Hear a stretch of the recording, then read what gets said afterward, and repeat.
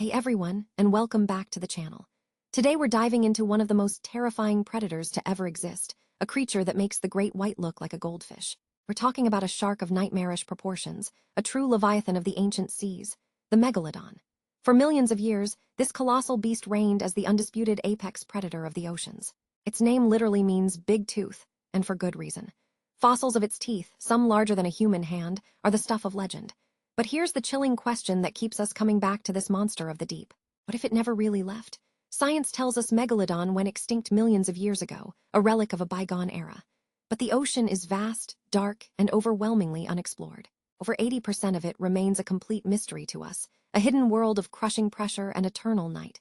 Down in those abyssal canyons, could something ancient have survived? Could a creature from our planet's distant past still be hunting in the crushing blackness? The stories persist. Whispers from terrified fishermen, strange sonar readings from deep-sea vessels, and tantalizing, blurry images that hint at something impossibly large moving just beyond our sight. We're told it's impossible, a fantasy. But what if I told you that some evidence, and some unsettling eyewitness accounts, suggest that the ghost of the Megalodon still haunts our oceans? Today, we're plunging into the abyss to hunt for the truth. We'll examine the fossil record, dissect the modern sightings, and ask the ultimate question. Is the Megalodon truly extinct, or is the king of all sharks still out there, waiting in the deep? Ancient maritime cultures have always had stories of sea monsters. From the Kraken of Norse mythology to the Leviathan of the Old Testament, the ocean has been a source of both sustenance and profound terror. While no ancient texts mention Megalodon by name, they are filled with accounts of sea demons and monstrous fish capable of swallowing ships whole. Early civilizations that found fossilized Megalodon teeth had no concept of extinction or prehistoric life. To them, these were not fossils. On the island of Malta, they were called petrified tongues of St. Paul, believed to have miraculous healing powers. In Japan, they were thought to be the talons of the mythical Tengu, a fearsome bird-like demon. These massive, serrated triangles were clearly from something of immense power. The first scientific description came in 1667, when Danish naturalist Nicolaus Steno recognized their similarity to the teeth of a great white shark. It was then that the terrifying realization began to dawn. These were the teeth of a shark of unimaginable size. But the stories didn't stop with mythology. As humanity took to the seas in larger numbers, the encounters became more direct.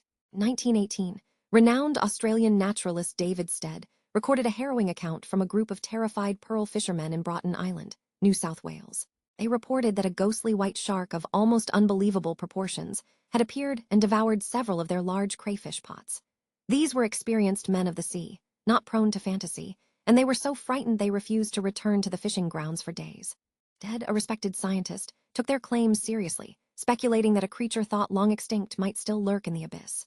Then, in the 1960s, the captain of a 50-foot fishing vessel named the Rachel Cohen reported that while his boat was in dry dock for repairs near Timor, Indonesia, workers discovered massive teeth embedded in the hull. The teeth were allegedly from an enormous shark that had attacked the vessel at sea. Could these accounts be a folk memory, an echo of a real predator that haunted our ancestors? Or are they simply tall tales born from the fear of the unknown deep?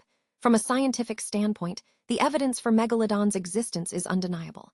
It was very, very real. Ototus megalodon * roamed the oceans from about 23 million to 3.6 million years ago. The fossil record is clear on this. Its teeth and a few rare, fossilized vertebrae have been found all over the world, from the Americas to Europe, Africa, and Asia. Based on the size of these teeth, scientists have been able to reconstruct this incredible predator. Conservative estimates put Megalodon at around 50 to 60 feet in length, 3 times longer than the largest recorded great white shark. Its bite force was astonishing, calculated to be between 24,000 and 40,000 pounds per square inch, powerful enough to crush a small car. This was a creature built for hunting whales, and it did so with terrifying efficiency. Its strategy was likely to ram its prey with immense force, then use its massive, serrated teeth to rip off fins and flippers, disabling the animal before delivering a killing bite. So if Megalodon was so successful, why did it disappear? The scientific consensus points to a perfect storm of environmental change. About 3.6 million years ago, the planet entered a period of global cooling and falling sea levels. This dramatically altered marine ecosystems. The coastal nursery areas Megalodon relied on to birth its young began to disappear. More importantly, its primary food source, baleen whales, started migrating to the newly forming polar regions, waters that were far too cold for the warm water-loving Megalodon to follow. At the same time, new competition emerged.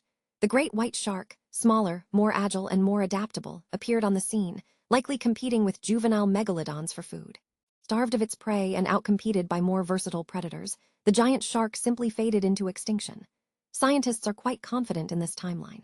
The fossil record for Megalodon abruptly stops 3.6 million years ago. If it were still alive, we would expect to find more recent teeth, given that sharks shed thousands in their lifetime. Yet, we find none. For mainstream science, the case is closed. But what if a small population found a way to survive? Believers in its continued existence often point to the deep-sea gigantism theory and the possibility of a refuge in the abyssal plains. Life in the deep